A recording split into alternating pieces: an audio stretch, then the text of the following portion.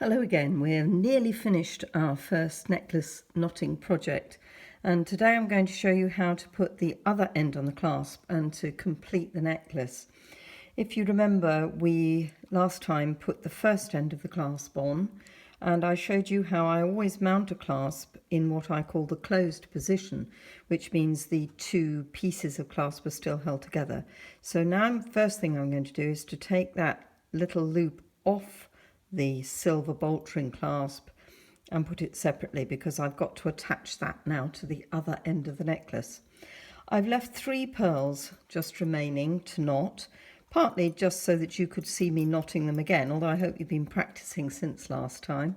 But I will thread one on now and knot it up again for you. If you remember, you hold the knotter in whichever hand is comfortable, and the knot goes round 3 fingers and is pushed through the central loop to make the knot, and then the point of the knotter goes through the loop, making a tram line, and with your finger and thumb just pull gently on the silk so that the knot comes right close to the bottom of the spike of the knotter.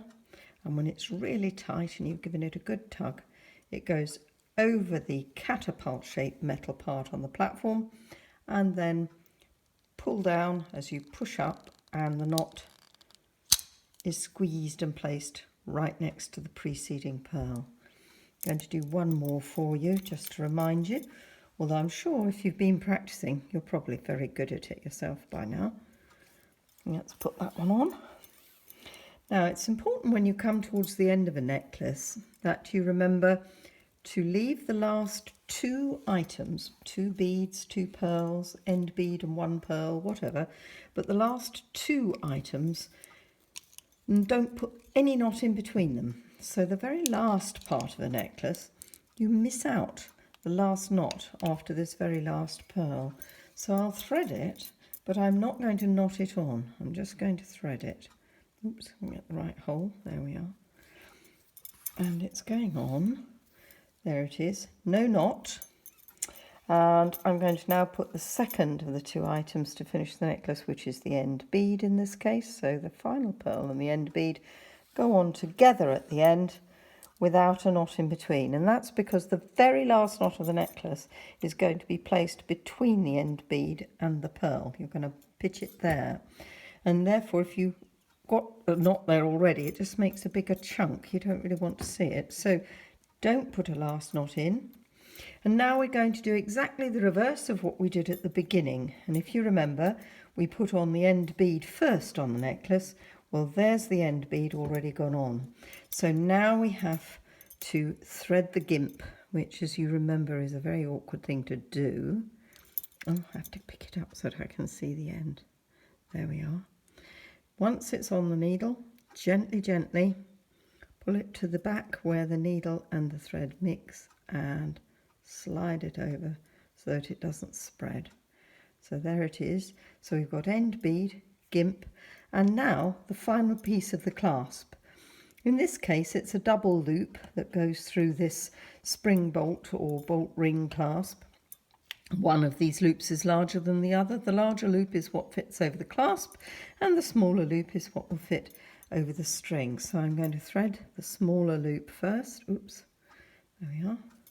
So we've now got the same 3 things on the end of this silk as we had at the beginning. We have the end bead and the clasp and the gimp. And in this case, it's very easy to slide the clasp and the gimp over each other.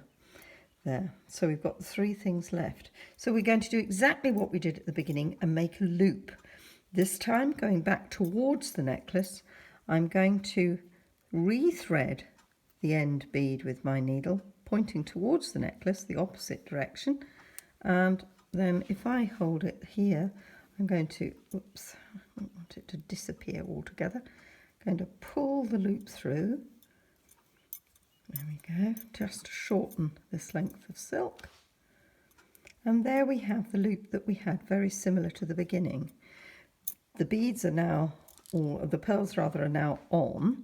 Here's the rest of your silk. Here's the loop that we've just made containing the clasp and the gimp, and the two ends passing through the end bead. So if I'm very careful now, and here's a little tip, if you move the end bead down quite close to the pearl, the last pearl, then move the gimp down quite close to the end bead, then move the clasp down so that it already sits on the gimp, like that. So you've got everything moved down. When you pull on the loop to tighten it, it should tighten up nicely and not give you a gap. So I have to put my finger over it to do it, but there we go. And I pulled it down, and there is the loop and the clasp. And if I keep pulling, tighten it up, there we are, little tug, make sure there's no gap. So we now have the gimp pulled up through the loop of the clasp, and it's coming out under the end bead, just between the last pearl and the end bead. Now this final knot is one that I don't use the knotter to make. I do like I did at the very beginning, just do it with my fingers. So I'm going to cross the loop over in between the end bead and the pearl, make a loop and pull the knot right the way through. There we go. And then I'm going to pull on that knot and tighten it there so that it holds the necklace in place. And as I said at the beginning, I'm always a bit nervy about end knots, so I'm going to do it again. I'm going to make a second knot over there, tying it in between the last pearl and the end bead securely. Now once it's secure and I've pulled it up tight, we've now got the end clasp is on. And we've got to cut it off like we did at the beginning. So we're going to bring in the super glue again. Remember, be very careful with super glue. Don't get it on anything you don't want it on. Tiny dot, cap on, get it out of the way, and then dip your needle in the glue. And this time you're going to be very careful because you don't want to get it on the silver bead, you don't want to get it on the knot, and you don't want to get it on the pearl. So very gently, just rest it, dip a tiny bit in, all the way around. There we go, on the silk. And once you've done that, put the glue out of the way, and we've now got the super glue on the bit of silk that we want to cut. Now it takes a few seconds to dry, if you remember, and it goes stiff, so it's gone quite stiff now. So I'm going to get my cutters, which are all my cutters that are already a little bit gluey, my old cutters. Flat side of the cutters to the work, cut within 1 millimetre of the knot. And there you have it. And now we have our completed necklace. And if we can join up the clasp, you'll be able to see it more clearly. Join the clasp. And there we are. One beautiful coiled pearl necklace, ready to wear. So that's how you finish your necklace off. But there's always one last thing, isn't there? And for me, it's about housekeeping. Here's the card and the little paper envelope my original silk came in. So what I'm going to do now is put the rest of the silk, carefully wind it back around the card, because this silk, from the 2 meters that I started with, is quite enough to make at least one, if not 2 necklaces, certainly another necklace and a bracelet, if you keep it without it knotting, keep it clean and keep it in the bag. That way you don't waste anything. So it's important to remember to do the housekeeping and keep your silks for another day. And here is our beautiful necklace that's ready to wear. So I hope you've been able to complete your first project alongside me.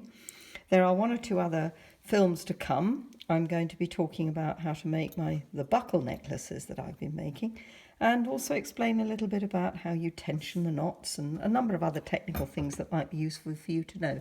So I do hope you stay with me in the future and that you've enjoyed it so far. Thank you for listening. Bye-bye.